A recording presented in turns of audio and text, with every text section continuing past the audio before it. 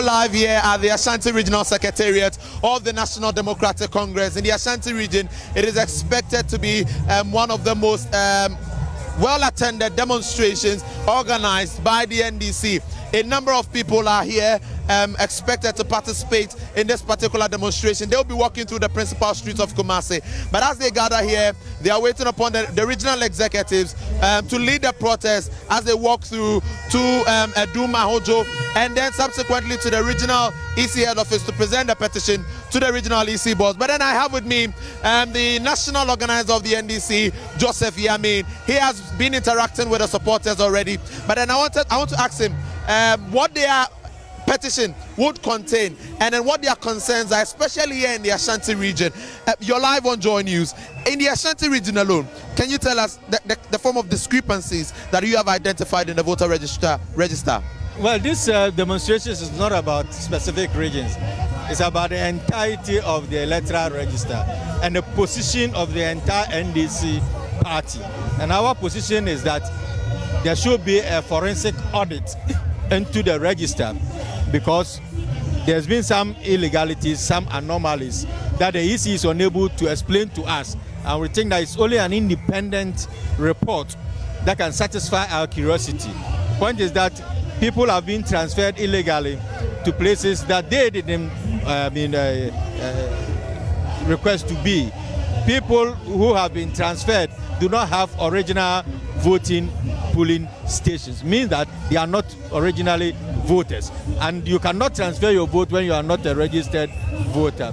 The third point is that both the 2020 and 2024 register transfer lists have been clumped together, and it's very difficult getting to know which ones are 2024 and which ones are 2020. And this is the reason why we think that a forensic audit will solve the problem or ease the tensions that we have. And so the NDC as a political party have one position, and the position is that there should be an audit, knowing very well that there's a history to that. In 2016, the MPP pressed for an audit because they felt that people with NHIS card have access onto the register, even though it was warranted, even though it was by law that you could register with NHIS card. They still felt that the register was bloated and that there should be an audit onto the register and get to find out how many people registered with the NHIS card. They had their way through the Supreme Court. The Supreme Court ordered, there was an audit, and people on the register with NHIS card were deleted. So what is the fear of the EC? A possible recall of Parliament for us to consider the need for this register to be properly audited, because we insist that from the level of tampering that we have seen with the register, nothing else should be done apart from auditing the system for us to see the magnitude of tampering and how they've messed the system up. I mean, for my constituency, for example, we saw the inclusion of about 3,000 names into the transfer register and multiple names everywhere. So the register, as we've seen in my constituency, has been bloated by approximately 5,000. And so what else can we do? We need to ensure that the right thing has been done. The Electoral Commission is up to something. Certainly up to something. We have uncovered it, and we are insisting that the right thing must be done. So today, what you are seeing today is just the first step. We will undertake series of activities, including a possible recall of Parliament, for us to compel the Electoral Commissioner to do what is required. The civil society organizations and some international organizations have also been commenting on the issue. Are you satisfied with their response on this issue? Honestly, I've not evaluated all what they are saying.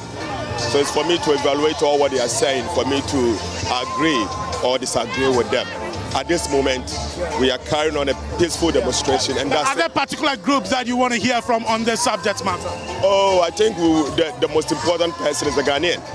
The Ghanaian that is going to obviously cast a vote, and we want to ensure that on the day of voting, you'll be given opportunity to perform your constitutional function, and also ensure that your vote counts.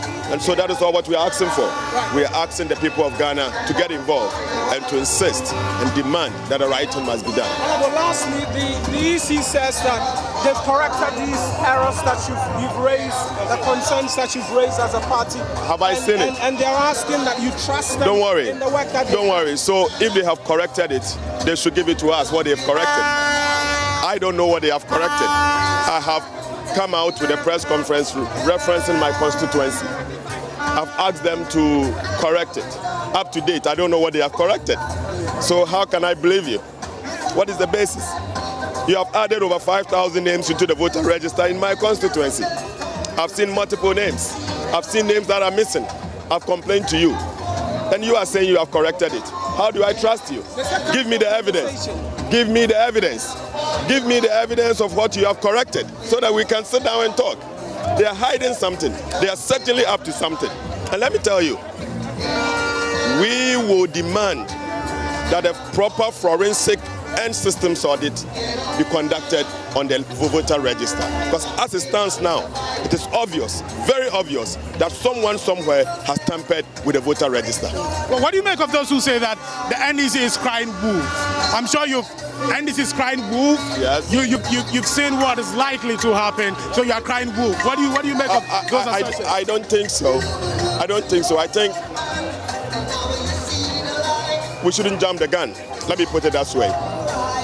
First and first, Ghana is going to the polls on the 7th of December. Prior to that, we have seen a voter register that has been tampered with. We have seen multiple errors. We have seen inconsistencies. And we have seen some discrepancies. We are asking the Electoral Commission to avail the register for a possible systems and forensic audit. We insist that must be done. So far, the Electoral Commission is only telling us that they have corrected it without providing us evidence. We want to see what they have corrected. Okay. Why are they evasive? If they have nothing to hide, why are they running away from this? This is basic.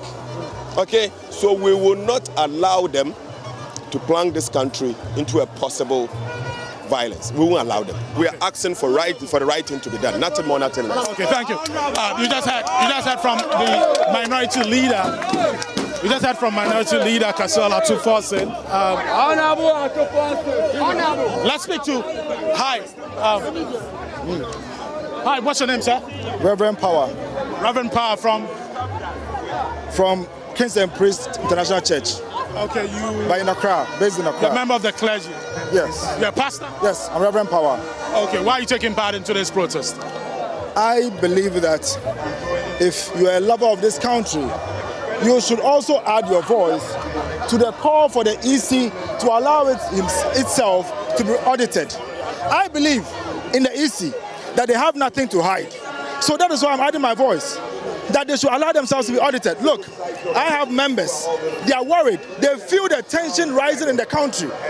This is needless tension. Why can't there things be done for everybody to have trust and confidence in the system? I am not here to please any political party, but as a clergyman, I believe that prevention is always better than cure. And so we must do things that will bring peace. If this EC thing is done, within a week or so it will be done, then the tension will come down. We are getting to an election. We don't need the tension to be rising up. My members are worried, so as a leader, I am here to also add my voice that the EC, please, we have a lot of people here who are not NDC people, but they are all calling that let the register be audited so there will be peace. I remember when Jane Mensah was the head of the IEA, I follow politics a lot. She kept on saying, I think in 2015 or so, that the album should be registered. So what has changed? It was based on similar things that was happening then. It was based on similar things that was happening then. So if those things are happening now, why doesn't she want the album to be audited? Look, I want to end and say that. I'm curious, you personally know some persons who you personally know some persons who went to register and probably did not find their names or their names omitted or something? Yes, I have a member who told me that his relative at Pusiga, he's from the north. He said that thing happened there. That they went there. I think the constituency that they transferred their votes to a different place. They went there and they could not find their name. And other areas, I have members who tell me that thing. And so I want to believe that it is going on.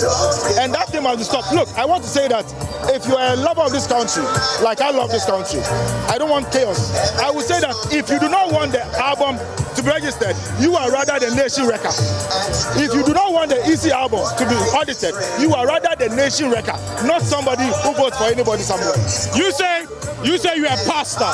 You say you're a member of the clergy. Yes.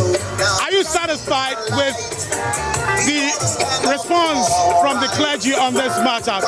For some time now, the flag bearer of the NDC has had reason to raise concerns about what he says is the,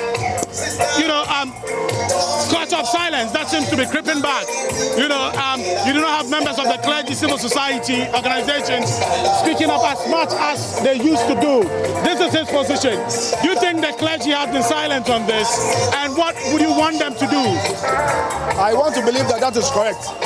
That is why I salute people like Prophet Odro and the likes, who are speaking out. Look, speaking out does not mean you are against the government.